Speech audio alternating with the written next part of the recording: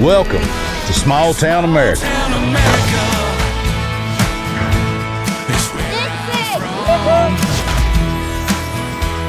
No air conditioning. Okay. Hello, everybody. How fast can you run? Hopefully faster than you. Freedom ain't free.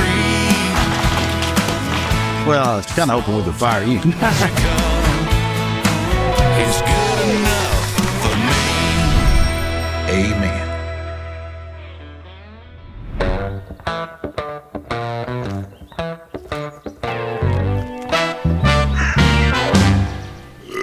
We set a deadline for our grand opening. The Mercantile is moving right along, and I just love when people come in here and tell us stories about being in the Mercantile as a kid and being excited about what's happening in our community. And Henry, you've been here before? Been here before several times, yes. And this is where you got your shoes. Where I got my shoes. Most of my other clothes too. Did you have shoes when you were a kid, Norman? During the winter time, we ordered them out of Sears Roebuck catalog, usually in fall. We were glad to see the Sears Roebuck catalog come because you got new shoes, plus you had toilet paper for the winter. Now, Norman don't mean he's using the Sears and Roebuck catalog for toilet paper. He ordered toilet paper. That's what you want me to clear up? That was life. What do you think about this project? You think it's worthwhile? It's absolutely worthwhile. It's something that when Becky called me about this, I was just overjoyed with what she was doing. I first came to the Mercantile when I was a young kid To buy. to buy shoes. Did you have the blue, like the blue suede? The blue. I always loved the blue. Always. But I just couldn't wait to get those shoes. That's all I could think about. I mean, we were a poor family. My dad roofed for a living. There were 7 of us kids. You know, we lived on the mountain. He worked hard. So we had to be real conservative. You know, we raised our own garden, had our own meat. But when it's time to come get a new pair of shoes, that was something. It was a big deal. It was a little before my time, but I do kind of remember coming in here as a child and buying shoes. A lot of people, when you say Mercantile to a younger generation, they go, what is that? You know, even my daughter was like, what is a Mercantile? And a Mercantile was Walmart in 1894, early 1900s. This is where you got your shoes.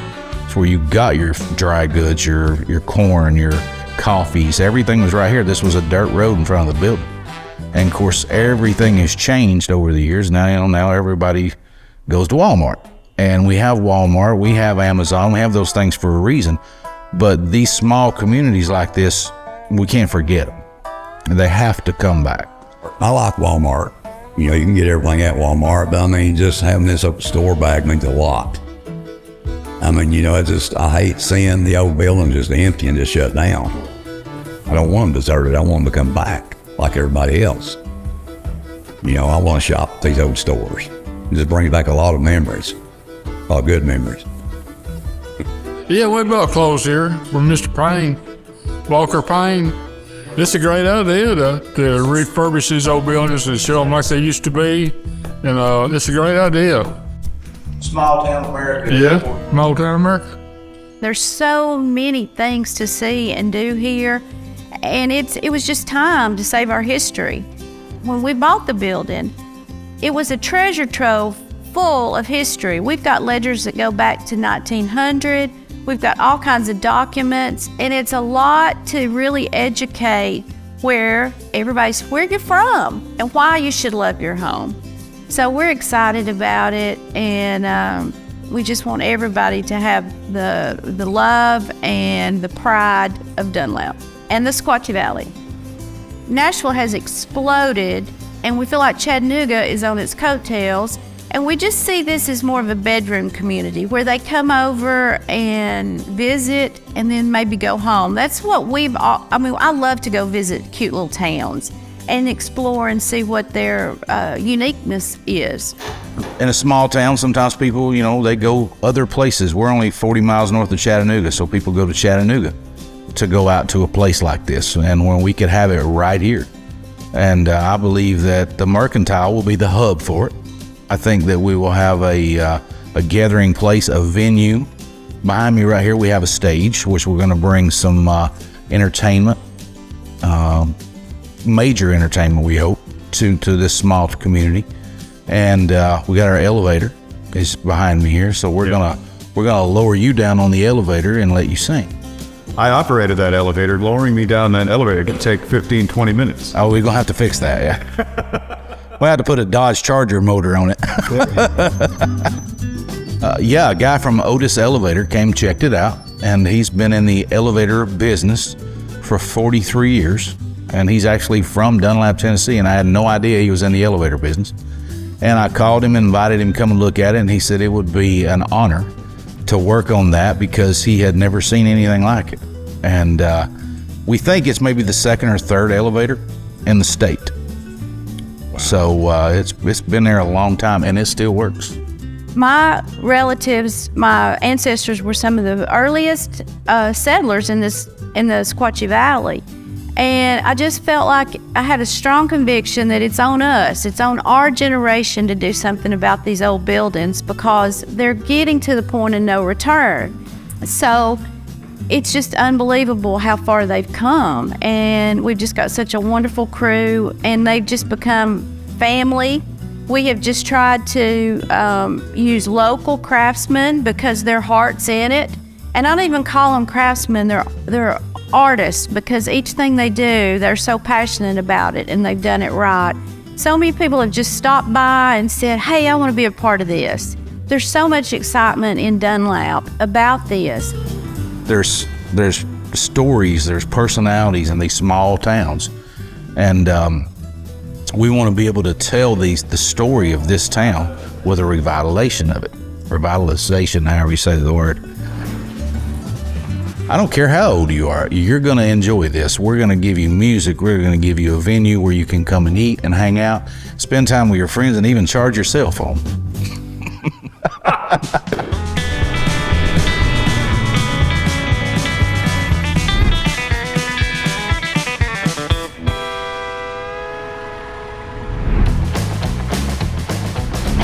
Like Hank Williams Jr. said, it's a family tradition. Norman's going to show us how to make Hillbilly Barbie wine, which is a tradition that was handed down from his dad and his dad's dad.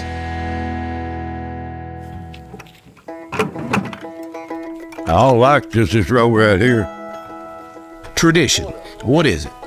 Well, the dictionary says it's the transmission of customs or beliefs handed down from generation to generation. That's what I love about small town America. Tradition is important.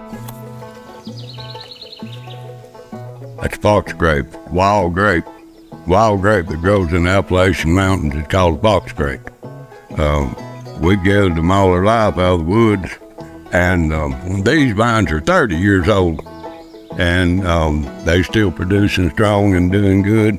I don't spray them. They don't need no spray. They've got natural stuff to guard against bugs. You don't see a whole lot of bugs or nothing on them, and it's one of the tastiest and best grapes I know of anywhere.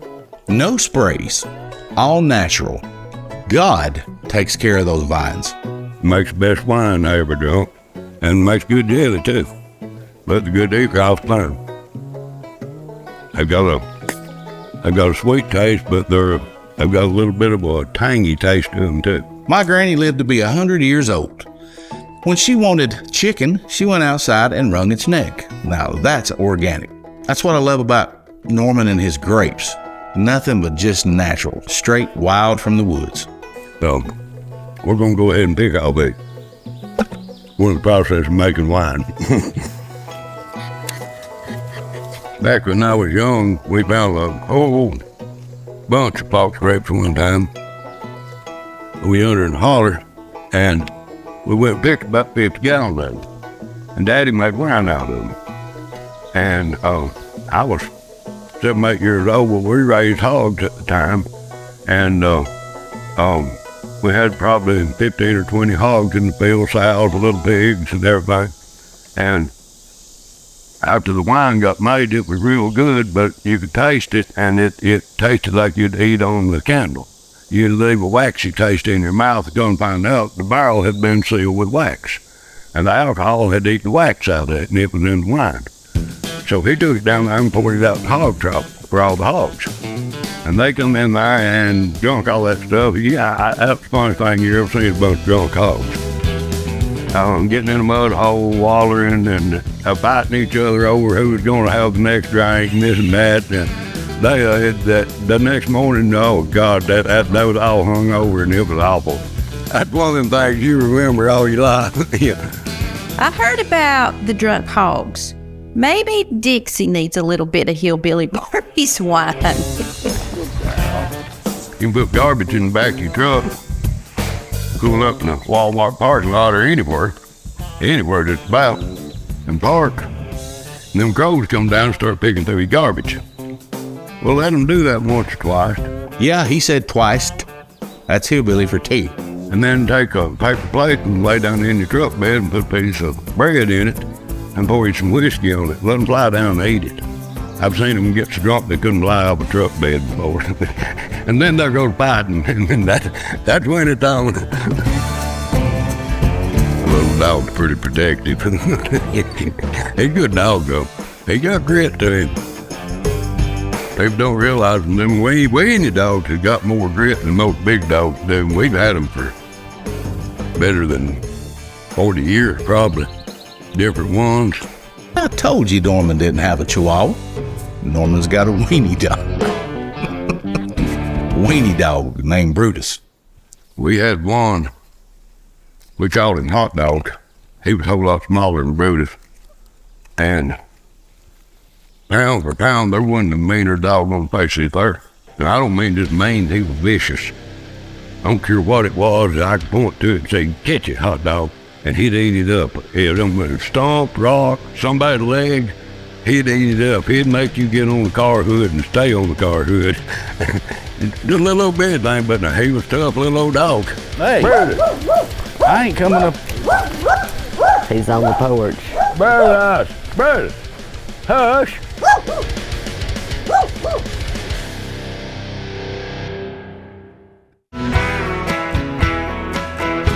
So what in the world?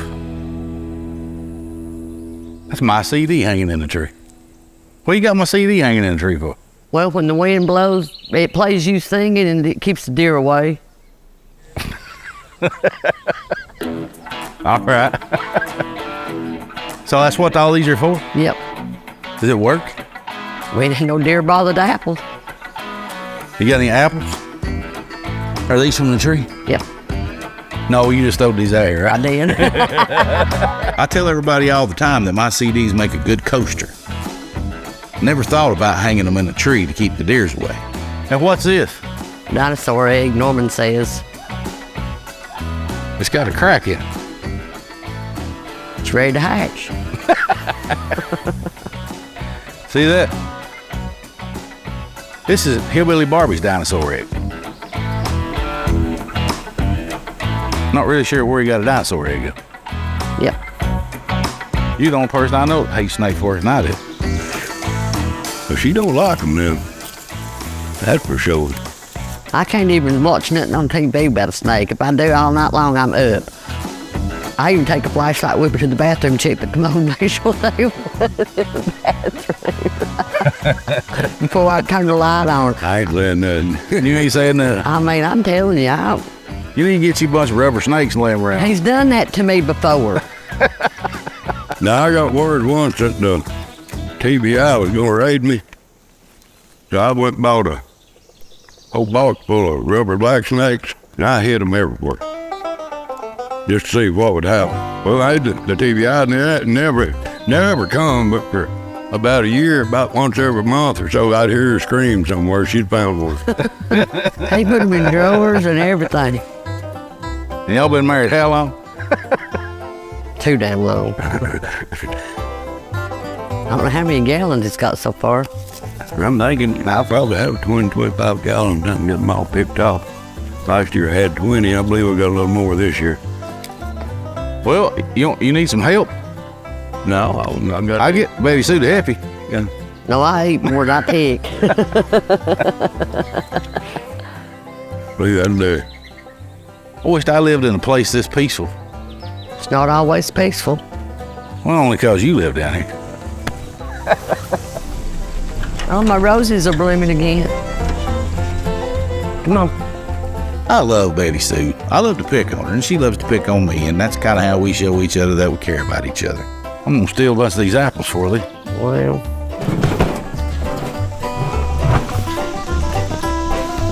he could be on the porch and no one could be eating a Tootsie Roll. I swear he hears that rapper. He has to run down here to get a Tootsie Roll. Hey, I'd hate to hear me unroll a Tootsie Roll or rapper. You feed that dog with Tootsie Roll? Yeah, he loves Tootsie Roll. Roll. Why? Is there anything wrong with it? Well, is that chocolate? Yeah. Chocolate's bad for a dog. Well, he loves them. They say chocolate will kill a dog. Well, he's been eating for a long time. He's still kicking. Well, don't change nothing then. Don't pay too attention to me like I ain't a veterinarian. I don't know. You start I was read about it. How long have you and Norman been been married? Well, in 83, we've been married since 83. I don't want to go through another man no more. She's a good cook, and I hate to train a new one. That's right. She like my wine, I like her cornbread. I guess it works, don't it? Well, what? I got that in a song for sure. She likes my wine and I like her cornbread. Especially the crusty part. Okay, there you go. Roast the mash in there. What we're gonna do, we're gonna put them through here and mash them, and you don't have to mash them up real fine. All you gotta do is break the hull on them. So I just put these two boards together and then sharpen that into a wedge where you can push them down through that gap. And it busts a hole on them. That's all you got to do.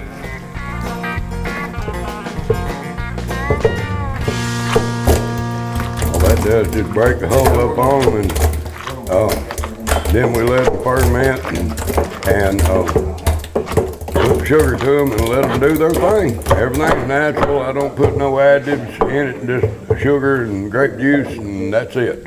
Once you mash them up, you just let them sit for a couple, 3 days. All depends on the temperature and stuff, and it'll go to working and trying to break down. And when it does, then you put the sugar to it, and then over the course of a month and a half, it'll turn to wine. And he's got to have it because his nerves are so bad. Gotta write that. She likes my wine and I like her cornbread. I'm gonna write that, wait and see. The elevator that we have here is one of the 2 or 3 oldest elevators in the state of Tennessee. And we've used it. We've hauled all kinds of lumber up and down with it. The elevator worked great, right up until it didn't anymore. What's up? Oh, hi Cody, how's it going, man? So, we broke the elevator. I saw that. It looked pretty bad. Can you fix it? Shoot, I mean... Well, hold on. I know you can fix it. What's wrong with it? Where do I even start with what's wrong with it? I mean, first thing is a huge liability for me and whoever wants to work on it. And there's a main beam that runs across the whole building there and has a huge fracture in it. And that happened, of course, when we had the second floor issue of it rotting and settling. So once that happened, it's just caused it to settle a lot. And it's kind of dangling there. You know, we need to get some supports under there. I need a good brick guy to kind of be in there and help me just jack it up a little at a time and get some supports. So I need the best brick guy you can come up with. We'll call Joe. Yeah, Joe, he's good. You've used Joe before, and it's a family tradition with him. I really like Joe, man. He's the best. All right, I'll get a hold of him, and you can show him where it's busted at. Yeah, we just got to be careful of this, man. This is a big deal. A lot of liability, and plus it's old. Super old. I'll see you later. All right, see you later. Oh, by the way, got to tell you. Oh. Heath already don't like me. Louie and Becky want us to get along. But now I got to go tell him that he has a deadline to get the Mercantile open. It's probably not going to go over well. I hate to be the guy to tell you this, but you know, I'm always the guy to give you bad news. Yeah, I know. We got a deadline. Deadline? Really? You got 90 days to be done. 90 days? You gotta be kidding me, man. 90 days. Should've told me that 90 days ago. Look, man, I'm just a bearer of bad news. It ain't you, but it's a little frustrating trying to figure this out last minute, but... Can you do it? Shoot, I can do it. It's just a matter of, being here all the time, so I guess I'm gonna have to. We already here 6 days a week. It may be 7. 7. That's what it's looking like. 90 days. 90 days. I got Jerry Reed song. 90 days, Jerry. What you got? I reckon that's what we'll have to do then. All right. You have a good one. I'll see you later. See, I told you wasn't going to be happy. 90 days? I can't even get my materials in 90 days. Shoot, this is freaking impossible, man. I didn't sign up for this. This is a quilt. I sleep under a quilt every night that my granny made with her own 2 hands. It's a tradition. It's a dying art. It's something that we don't see a whole lot anymore. So we need to keep handing this down and teaching the younger generation how to make a quilt. Otherwise, I'm going to freeze to death because I ain't making one. I'm working on a building. It's a Holy Ghost building. It's a Holy Ghost building for my Lord, for my Lord. I'm working on a building for my Lord. Thinks he's almost built. They knew exactly what they done this building.